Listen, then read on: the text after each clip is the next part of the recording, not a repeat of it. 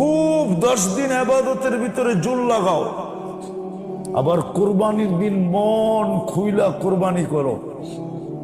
কুরবানির দিন মন খুইলা কুরবানি করো, মন খুইলা, কৃপণতার সাথে না, দিলে ব্যথা নিয়া না যে মাইসে কি করব, না দিলে মাইসে কি করব, ঠিক না? এরকম না, মন খুইলা কোরবানি করো, মন খুইলা কোরবানি করো। আচ্ছা গরু না পারো, ছাগল করো, মন খুইলা করো। সেমন দেখা শুনে কিনো, নাদুস নুদুস দেখা কিনো। উচিত তো ছিল, কিন্তু কাকে বলবো? আল্লাহর রসুল তো সর্বশেষ বিদায় হজে সমস্ত উম্মতের পক্ষ থেকে কোরবানি করছিলেন। উম্মতের উচিত ছিল আল্লাহর রসুলের পক্ষ থেকে একটা একটা গরু কোরবানি করা, কিন্তু উম্মত তো এক নামও দিতে চায় না। একটা দিবে তো দূরের কথা, এক নামও তো দিতে চায় না। কয়জন আছে আল্লাহ রসুলের নামে কোরবানি করে মুস্তাকিল কিনা, যেটা আল্লাহ রসুলের নামে করলাম, উনি আমার জন্য করছে, আমি ওনার জন্য করলাম। আল্লাহ রসুল তো আমাদের জন্য কোরবানি করছেন। কোরবানির এখনো সময় আছে, ওলামাদেরকে জিজ্ঞেস করে নিয়েন আপনার উপরে কোরবানি ফরজ কিনা, কোরবানি কার উপরে ফরজ, ওলামাদের থেকে জিজ্ঞেস করে নিয়েন। কোরবানির মাসলা জিজ্ঞেস করে নিয়েন ওলামাদের কাছ থেকে। আলহামদুলিল্লাহ আপনাদের এখানে ওলামা আছে, মাদ্রাসা আছে, আর যাত্রাবাড়ি তো মাদ্রাসার ডিপু। কি মাদ্রাসার? ডিপু মাদ্রাসা, কদমে কদমে মাদ্রাসা, ঠিক না? ওলামাদের কাছ থেকে জিজ্ঞেস করেন, নাইলে একদিন প্রোগ্রাম বানান যে দাওয়াত দিয়া, যে ওই দিন শুধু কুরবানির মাসলা বয়ান হবে, আমরা শুনবো। আনেন ওলামাদেরকে দাওয়াত দিয়া, আনেন একদিন, এখনো তো সময় আছে। একদিন করেন, একদিন নির্ধারণ করেন যে ওই দিন লাল মসজিদে শুধু কোরবানির মাসলা ওলামারা বয়ান করবে, আপনারা শুনবেন। একটা দিন নির্দিষ্ট করেন, কইরা ওই দিন কোরবানির মাসলা শোনেন শুধু। কেননা কোরবানি এটা হলো মালি প্রতিযোগিতা, মাল, কোরবানি, কোরবানি, কোরবানি করো। জিলহজের ভিতরে জানো লাগাও, মালও লাগাও, জানো লাগাও, মালও লাগাও, মালও লাগাও। আমরা করি না। আমরা আরব গড়ে যতই খারাপ বলি না কেন, আমরা আরব গড়ে যতই খারাপ বলি না কেন, ওদের কোরবানির নিয়ম ভিন্ন, আমাদের নিয়ম ভিন্ন। আমরা তো কোরবানি করি গোস্ত খাওয়ার জন্য। কি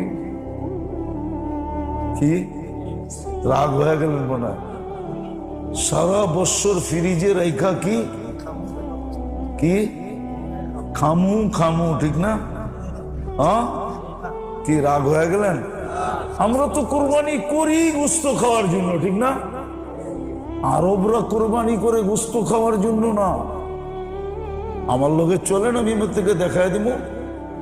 এক এক জনে এক এক দেশে বুক করে, আফ্রিকার গরিব গরিব দেশগুলাতে কেউ 1000, কেউ 2000, কেউ 3000, ওদিকে সস্তা পাওয়া যায়। 2000, 3000, 5000, 7000, 10000, 200, 150, 10, 5, ওরা ওইদিকে বুক করে, গরিব গরিব দেশে বুক করে কোরবানি। এবং গরিব গরিব দেশে ওরা কোরবানি দিয়ে বলে তোমরা গোস্ত বাট করে নিয়ে আনিবা। এটার নাম হলো কোরবানি। গরিব গরিব এলাকায় যান, ওইখানে আপনি বুক দেন,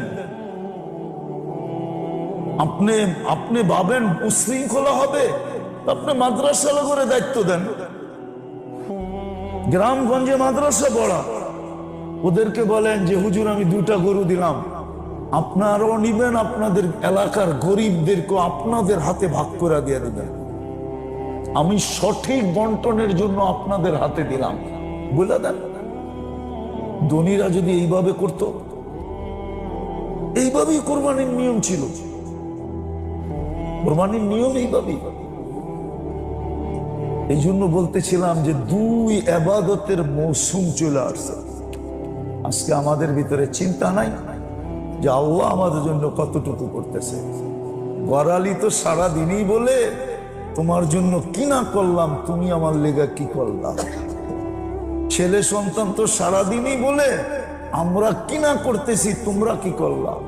ভাই ভাইকে তো সারাদিনই বলে আমি কি না করলাম তোদের জন্য, তুই কি করলি আমার জন্য। আল্লাহ মাঝে মাঝে বলে বান্দা 24 ঘন্টা তোর জন্য কি না করি, বল তুই আমার জন্য কি করতেছিস। এটা চিন্তা করা উচিত, তাইলেই ভিতরে কদর আসবে, আর কদর আসলে শুকরিয়া আসবে, আর শুকরিয়া আসলে আল্লাহ আমাদেরকে, কদর আসলে আল্লাহ কদর করবে। আল্লাহ কদর দেখাইছি আমি, 6টা দেখানো যায়, সবগুলো দেখানো যায়। আল্লাহ বলে তুই আর কি কদর করবি, আর চেয়ে বেশি আমরা তোকে করব। বিদায় সামনে একটা মাস আসতেছে, জিলহজ 10টা দিন, 29 তারিখ থেকে 1 তারিখ হবে। 1 তারিখ হবে জিলহজের, রাত্রেও কদর করি, দিনেও কদর করি। সামনে কোরবানি আসতেছে, কদর করি। কোরবানি গোশত খাওয়ার জন্য, কোরবানি কোরবানি কোরবানি কোরবানির জন্য কদর করেন কোরবানিকে। ওলামাদের থেকে শিখা ওইভাবে করেন। দরকার হলে মসজিদওয়ালারা প্রোগ্রাম বানান, 30 তারিখে শুক্রবার এলান করেন যে 1 তারিখে আমাদের মসজিদে মাসলা বয়ান করা হবে। ওলামাদেরকে ডাইকা আনেন, আপনাদের এখানে ওলামাদের অভাব নাই, ডাকলে কাকে না কাকে পাবেন। সে কোরবানির মাসলা বয়ান করো, আপনারা শুনেন, ওইভাবে কোরবানি করেন। কেননা কোরবানির দিন, কোরবানির চেয়ে উত্তম কোনো আমল আল্লাহর কাছে নাই। ওই দিন সবচেয়ে উত্তম আমল হলো কোরবানি করা। ইহরাকুদ্দাম, রক্ত আল্লাহর জন্য বহায়া দেওয়া, রক্ত ঝরায়া দেওয়া। আসছিল ইব্রাহিম আলাইহিস সালাম থেকে, ইসমাইল আলাইহিস সালাম থেকে কোরবানি শুরু। আল্লাহ আমাদের উপরে এহসান করছেন যে আমরা পশুর রক্ত দিয়েই আমরা আল্লাহকে খুশি করতে পারবো। এটা ওই প্রবাদ বাক্য বললেও সত্য হবে, কে মাঠা লাগবে না, গোল দিয়েই স্বাদ মিটা যাবে। মাঠা কি দিয়া স্বাদ মিটবে? ইব্রাহিম আলাইহিস সালাম তো ইসমাইল আলাইহিস সালামকে জবাই করার হুকুম পাইছিলেন, ঠিক না? আমাকে ছেলে জবাই করতে হবে না, আমরা পশু জবাই করি, ওইটা পাবো যেটা ইব্রাহিম আলাইহিস সালাম ইসমাইল আলাইহিস সালামের গলায় ছুরি চালায়া পাইছিল। তাইলে কি মাঠার স্বাদ বলে মিটলো না? না, মিটলো না। এই জন্য ওই দিন কোরবানি কিভাবে করতে হবে, কোরবানি কার উপরে ফরজ, এটা ওলামাদের কাছ থেকে শিখেন। মন খুলে কোরবানি করেন, নাইলে কোরবানি করবেন এক সময়। করবো আমরা, মুসলমান কোরবানি করতেছে, এখন ফিলিস্তিনে কোরবানি করতেছে, মুসলমান কোরবানি খুব করতেছে, কিন্তু আসল জায়গায় করতেছে না।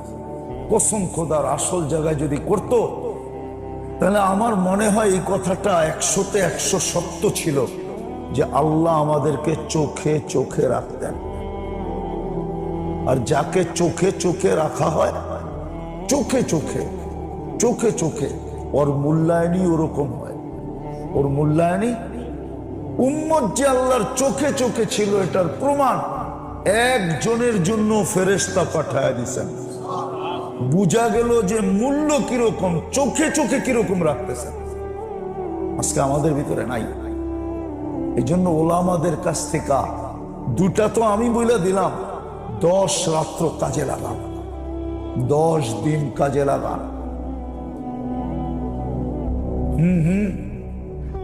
জিলহজ এটা সবচেয়ে বড় তওবার মাস। আরাফায় যায় হাজিদেরকে হুকুমই এটা, তওবা করা। এতটুকু করো, এতটুকু করো, যেরকম আমরা তোমাদের বাবারটা মাফ করে দিছি, ওই দিকে তাকায় তোমাগরটা মাফ করে দিন। যেরকম তোমাদের মাঠটা মাফ করে দিছি, আমাদের আদি বাবা আদম, আদি মা হাওয়া, এই দুইজনেরটা যেরকম মাফ করে দিছি আরাফার দিন। আরাফার দিন কয় জিলহজ? 9 জিলহজ, ঠিক না? হ্যাঁ, এরকম ভাবে মাফ চাও যে আমরা তোমাগরটা যেন মাফ করে দিই। এই জন্য রাত কাজে লাগানো, দিন কাজে লাগানো। 10ম দিন কোরবানি, মন খুলে কোরবানি করে। আমি দুঃখে বলতেছি আপনাদেরকে, দুঃখে, নাহলে বলতাম না। আমার দুঃখ না, আমি কোরবানির দিন এরকম এরকম মসজিদে খবর নিছি যে সারা দিন পার হয়ে গেছে, পাকানো এক টুকরা গোস্ত মসজিদে আসে না। ঢাকা শহরে আছে। রাগ হয়ে গেলেন না? মনে আবু ভাই রাগ হয়ে গেছে। মসজিদের ইমাম, খাদেম, মুয়াজ্জিনের জন্য সারা দিনে কাঁচা গোশত তো দূরের কথা, কোন বাড়ির থেকে পাকানো এক টুকরা গোশত আসে না। ঢাকা শহরে এরকম মসজিদ আছে, এই পুরান টাউনে আছে। পুরান টাউনে সবাই নিজের কোরবানি নিয়ে ব্যস্ত থাকে, আর নিজেদের খাওয়া দাওয়া, আত্মীয় স্বজন নিয়ে ব্যস্ত থাকে। জামাই বাড়ি রান পাঠাইতে হইব। এটাই তো ঢাকায় সিস্টেম, ঠিক না? হ্যাঁ, কেউ পুরা গরু পাঠায় দেয়, কেউ পুরা খাসি পাঠায় দেয়, কেউ পুরা রান পাঠায় দেয়, আবার জামাই বাড়িতে আরেকটা রান আইয়ে, এটাই চলতে থাকে। অথচ সারা দিন পার হয়ে যায়, ইমাম, মুয়াজ্জিনের, খাদেমের জন্য এক টুকরা গোশত মসজিদে আসে না। এমন হয় যে ওরা আলু ভর্তা দিয়ে ওই দিন খায়। আপনাদের মনে বিশ্বাস হয় না? হয় বিশ্বাস না? আবু বইয়ের হয় না? হয় বিশ্বাস? আমি চলে না, আমি দেখাই দিব পুরান টাউনের মসজিদ, নিউ টাউনে দেখাই দিব। হ্যাঁ, পরের দিন খবর হয়েছে, হায় ইমাম সাহেবের তো মসজিদে তো কিছু দিলাম না। পরের দিন কিন্তু প্রথম দিনে ওর দিল দিয়া যে দুয়া উঠছে, ওই দুয়া পুরা এলাকার জন্য যথেষ্ট হয়ে গেছে। প্রথম দিন দিল দিয়া যে দুয়া বাইরেছে, দুয়া, দুয়া বোঝেন? মনে হয় বোঝেন না, কেন? ও তো বাড়িতে যেতে পারে না, ঠিক না? হ্যাঁ, ওর দিল দিয়া ব্যথার যে ধোয়া বাইরেছে, ওটাই এলাকাবাসীর জন্য যথেষ্ট হয়ে গেছে, বরবাদির জন্য যথেষ্ট হয়ে গেছে। পরের দিন আপনার মনে উঠলে কি হইব? মেরে দোস্ত, ওলামাদের থেকে শিখেন। চলে যাবেন কবরে, সব রাইখা চলে যাবেন। মূল্যায়ন করেন, মূল্যায়ন, নাইলে আপনাকে মূল্যায়ন করবে না। রাইখা সব চলে যাবে। যাদের হাতে উঠায় দিয়া যাবেন, ওরাও মূল্যায়ন করবে না। দুনিয়ার সিস্টেমই এরকম, একজন আরেকজনের হাতে উঠায় দিয়ে চলে যাবে। আর যদি মূল্যায়ন করেন, তাহলে মূল্যায়িত হবে। মূল্যায়ন যে করছে, সে যায় দেখেন বুক করতেছে। আঙ্গুল দিয়া দেখামু, রাগ হয়ে যাবেন না? হয়েও যেতে পারেন। বলমু এই মসজিদের জায়গা যে দিয়া কবরে চলে গেছে, ওর কবরে যে খবর নিয়ে দেখেন ও কেমন পাইতেছে। কেউ তো দিয়া গেছে, এটা ঠিক না? না দিয়া যায় না? হ্যাঁ, কেউ দিয়া যায় না? দিয়া গেছে। হ্যাঁ, নাও দিতে পারতেন, ঠিক না? একটা বিল্ডিং বানাইলে মোটামুটি 4টা ইউনিট তো হইতো এখানে, ঠিক না? ভাড়া তো উঠতো, ঠিক না? কিন্তু মূল্যায়ন করে গেছে। এখন দেয় দেখেন কবরে কেমন পাওয়া পাইতেছে। লাভ লসের তোমার সাথে আছে, এটা আমি ঠিক করে দিব। সমগ্র সৃষ্টি তোমার লাভ করবে, লস করতে পারবে না। সব সৃষ্টির সাথে সম্পর্ক তোমার ঠিক হয়ে যাবে। এমন কোন সৃষ্টি নাই যেটার সাথে আমার সম্পর্ক ঠিক হবে না।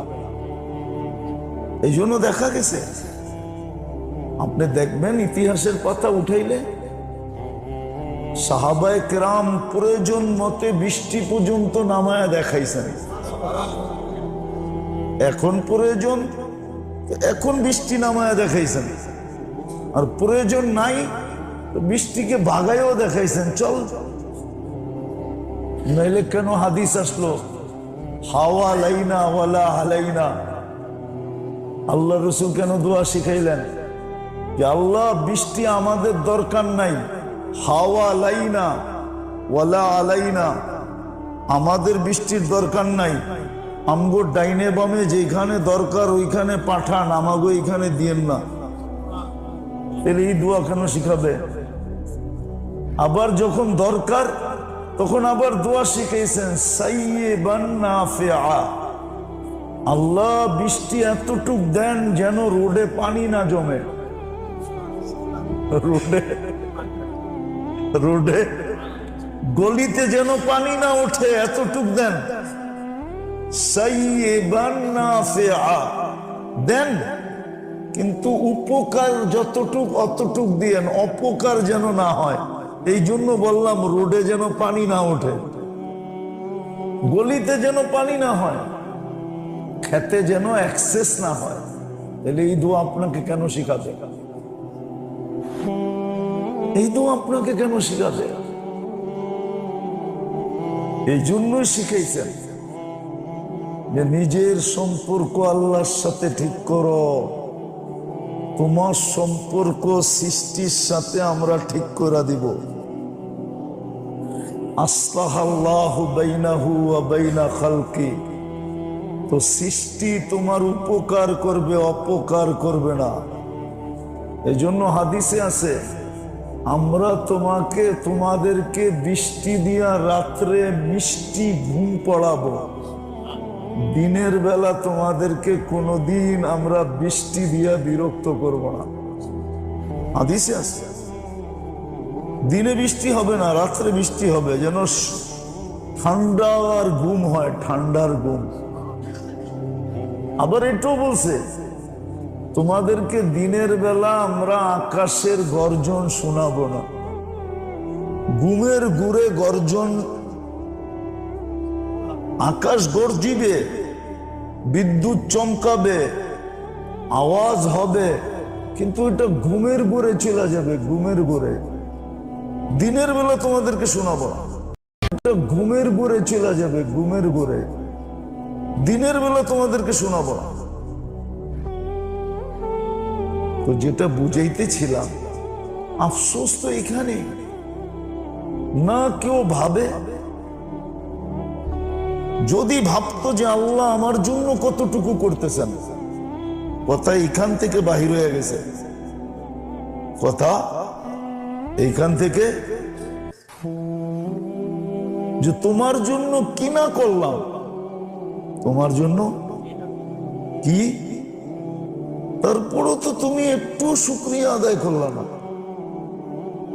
একটুও মুখ দিয়া থ্যাংক ইউ বললা না। আল্লাহ তো এটাই বলে। এই জন্যই তো সূরা আর রহমানে একটু পরে পরে আল্লাহ বলছেন যে আমি তোমার জন্য কি না করলাম।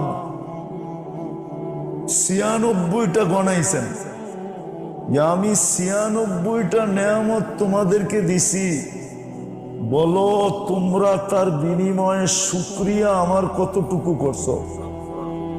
ফাবিআইয়ি আলাই রাব্বিকুমা তুকাযযিবান, এটার এক অর্থ হইল বাতা তুনে মেরে লিয়ে কিয়া কিয়া, বল তুই আমার শুকরিয়া আদায় কতটুকু করলি। আমি তো তোর জন্য এটা করলাম, এটা করলাম, এটা করলাম, এটা করলাম, এটা করলাম। তোরা নিজেরাই বলতেছিস এই শহরটা বসবাসের যোগ্য না, কোনো দিক দিয়ে যোগ্য না, তারপরও আমি তোদেরকে সুস্থ সবল রাখতেছি। সুস্থ সবল, অক্সিজেন আজ পর্যন্ত দূষিত হইতে দিই নাই। হাজারো জিনিসকে আমি দূষিত হইতে দেই না, এখনো দেই নাই। অথচ তোদের যুক্তি তর্ক বিজ্ঞান শিজ্ঞান বলে যে ঢাকা শহরটা বসবাসের অযোগ্য অনেক আগে পরিত্যক্ত শহর হিসাবে ঘোষণা দিলে খুব ভালো, যে এটা পরিত্যক্ত শহর, এটা ছেড়া দাও। আবার কোনো একদিন সবকিছু মাটিতে গুছায়া মিটায়া মুটায়া আবার যদি নতুন করে তাইলে বসবাসের যোগ্য হবে, ঠিক না? নিউ টাউন তো বাদ দেন, পুরান টাউন কি সূর্য ওঠে আজ পর্যন্ত পুরান টাউনে দিনের বেলা কোনো বাড়িতে ঢুকা দেখতে পারে না যে এই বাড়িটা ভিতরে কিরকম বানাইছে, মনে হয় বোঝেন না? না, রাগ হয়ে গেলে হ্যাঁ, সূর্য উঠে কিন্তু পুরান টাউনের কোনো বাড়ির ভিতরে সূর্য দিনের বেলা ঢুকা দেখতে পারে না যে বাড়িওয়ালায় বাড়িটা বানাইলো কিরকম। সূর্য দিনের বেলাও তো লাইট জ্বলে, ঠিক না? কেউ তো জায়গা ছাড়ে নাই। সূর্য ঢুকবে কোন দিক দিয়া? তো বাবা উচিত, চিন্তা করা উচিত। আর যখন না ভাববো তখন আমাদের ভিতরে কদর আসবে না, কদর। আর কদর আসলেই মানুষের ভিতরে শুকরিয়া আসে। কদর আসলে কি আসে? হ্যাঁ, কদর আসলে শুকরিয়া আসে। কর্মচারীর ভিতরে যখন কদর আসবে যে আলহামদুলিল্লাহ মালিক একটা দোকান খুলতে পারছে, যার কারণে আমার একটা চাকরির ব্যবস্থা হয়েছে, যেটা দিয়া আমার সংসার যেরমই চলতেছে, ঠিক না? হ্যাঁ, কর্মচারী যতক্ষণ পর্যন্ত এই শুকরিয়া আদায় না করবে, কর্মচারীর উচিত শুকরিয়া আদায় করা। ও যতক্ষণ পর্যন্ত না ভাববে ততক্ষণ পর্যন্ত শুকরিয়া আদায় করতে পারবে না। আর শুকরিয়া যদি আদায় না করলো তো ওই চাকরির মূল্যায়নও করতে পারবে না, কদর করতে পারবে না। কদর বোঝেন? মূল্যায়ন। ও চাকরির মূল্যায়ন করতে পারবে না, ও চাকরির মূল্যায়ন করতে পারবে না। সবার ভিতরে তো এই যোগ্যতা নাই যে ওরে সবাই টানবে। কিছু যোগ্যতা এরকম আছে যে ওকে সবাই টানে। কি কি সবাই? মনে হয় বোঝেন না। বুঝছেন না? বোঝেন না। যোগ্যতা সম্পূর্ণ। আমি একটা দেখাই, ইদানিং ঢাকা শহরে বাংলাদেশে বাহির হয়েছে লাইফ বেকারি। এটার যে সেট থাকে, যে পাক করে আইটেম বানায়, ও যদি খুব ভালো হয়, পারদর্শী হয়, আর ওর জিনিস যদি ফেমাস হয় তো ওরে সবাই টানে, ঠিক না? কি সব বেকারিওয়ালা কোম্পানিওয়ালাই ওরে টানবে, ঠিক না? আচ্ছা বলেন, এরকম কয়জন আছে? হাতের করা গণা কয়েকজন, ঠিক না? হ্যাঁ, আপনারে আমারে যে সব জায়গায় টানবে এমন তো না। কি টানবে? হ্যাঁ, তাইলে এরকম হাতের করে গণা কয়েকজন হয় যে যোগ্যতার বলে যাকে সবাই টানে। কিন্তু বেশিরভাগই এরকম 90%, 99% এরকমই হয়, নিজেকেই চাকরি খুঁজা নিতে হয়, ঠিক না? যতক্ষণ পর্যন্ত সে কদর না করবে তো সে শুকরিয়া আদায় করতে পারবে না। শুকরিয়া আদায় করতে, যেমন আমরা কদর করতে পারতেছি না, আমরা ভাবতেই পারতেছি না যে আল্লাহ আমার উপরে কতটুক খরচ করতেছেন, কতটুক ব্যয় করতেছেন, এটা আমরা ভাবি না। বিধায় আমাদের ভিতরে কদর নেই, মূল্যায়ন নাই, মূল্যায়ন নেই। না সময়ের মূল্যায়ন আছে, না দেহের মূল্যায়ন আছে। যদিও হাদিস আমাদেরকে বলছিলেন ইগতানিম, মূল্যায়ন করো, এটা হুকুম ছিল। ইগতানিম, এটা আল্লাহর রসুলের হুকুম ছিল। তুমি তোমার শরীরের মূল্যায়ন করো, যেটাকে আরেক শব্দ দিয়া বলছেন সেহরাতুকা ক্বাবলা হারামিকা, সুস্থতার মূল্যায়ন করো অসুস্থ হওয়ার আগে। আচ্ছা, মূল্যায়ন করার পরেও যদি অসুস্থ হইলাম, তখন আল্লাহ আবার বলছে তাইলে এখন আমরা মূল্যায়ন করব, তোমার পালা শেষ, এখন আমাদের পালা, আমরা মূল্যায়ন করব। আল্লাহ কি মূল্যায়ন করবেন? আল্লাহ বলে আনিনুল মারিজি তাসবিহুন, তুমি আহ আহ করবা রোগে, আমরা সুবহানাল্লাহর সওয়াব লিখতে থাকব। তুমি সারা দিনে যতবার আহ বলবা অতবার সুবহানাল্লাহর সওয়াব লেখা হবে। আচ্ছা, আয়ের থেকে যদি একটু চিৎকারে চলে গেলা, আহ কইরা তোমার পোষে না, এখন তুমি চিৎকার দিতে শুরু করছো, আল্লাহ বলে সিয়াহাতুহু তাহলিলুন, তোমার চিৎকারের বদলায় আমরা লা ইলাহা ইল্লাল্লাহর সওয়াব লিখতে থাকব। তৃতীয়, তুমি যদি খাটের উপরে স্থিরভাবে শুয়ে থাকতে না পারো, এপাশ ওপাশ শুধু করতে থাকো, তাইলে আমরা যুদ্ধের ময়দানে লড়লে যেই সওয়াব পাওয়া যাবে, ওই সওয়াব তোমার বিছনার তাকাল্লুবুহু, এপাশ ওপাশ করার কারণে আমরা এই সওয়াব লিখতে থাকবো।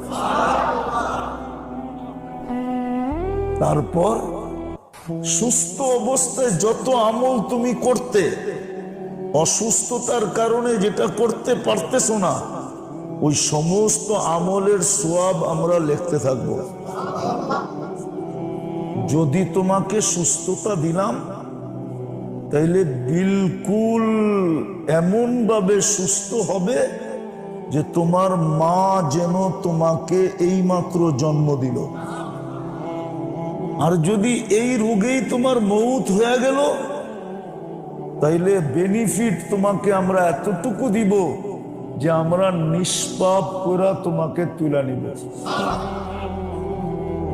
হইতে পারে হইতে পারে হইতে পারে রোগের ধরন যদি এরকমও হয়, কিছু রোগের ধরন আছে, ধরন, ওই রোগগুলার ভিতরে যে কোনো একটা রোগ যদি হয়, যেমন দুরারোগ্য রোগ যদি হয়, যেমন ক্যান্সার, দুরারোগ্য রোগে যদি তোমার মৌত হয়, তো শুধু তোমাকে নিষ্পাপ উঠাবো না, তোমার গলায় শাহাদতের মালা পর্যন্ত পড়ায়া দিবে। শাহাদতের মালা পড়ায়া দিব। এইবার আপনি ভাবেন, আল্লাহ বলে সুস্থ অবস্থায় তুমি কদর করো, অসুস্থ হয়ে গেলে আমরা তোমার কদর করব। কিন্তু সুস্থ অবস্থায় তুমি কিসের কদর করো? সুস্থতার কদর করো, আল্লাহ না। আল্লাহ তো কদরের তে উর্ধে। তোমাকে যে আমি সুস্থতা দিলাম, এটার কদর তুমি করো। দেখেন, দাঁত কিন্তু একবার পড়া উঠছে, ঠিক না? একবার পড়া উঠছে না, আর একবার পড়লে কিন্তু উঠবে না। বলছে আরেকবার পড়ার আগে তুমি কদর করো। যদি কদর করতে পারলা, তাইলে পড়া গেলে কিন্তু আমরা তোমাকে কদর করব। আজকে মেরে দোস্ত আমরা চিন্তা করি না। এই জন্য তো কোরআন বলছে আম্মা বিনিআমাতি রাব্বিকা ফাহাদ্দিস, আমি যে তোকে 24 ঘন্টা কি দিতেছি, এটা মাঝে মাঝে চিন্তা করিস, চিন্তা করিস। এই চিন্তারও তোকে আমি সওয়াব দিব। আল্লাহ চিন্তার সওয়াব কি দিবেন এটাও বলে দিছে, লা তাফাক্কুরু সাআ, প্রত্যেক মুহূর্তে 60-70 বৎসরের নফল ইবাদত দিতে থাকবো। আমি যে তোকে সারাদিন দিতেছি, তুই চিন্তা করিস। চিন্তা তোকে কদরের উপরে উঠাবে, কদর করা শিখাবে। আর কদর তোর মুখের থেকে কৃতজ্ঞতার শব্দ বের করবে। ভিডিওটা শোনার জন্য সকলকে ধন্যবাদ।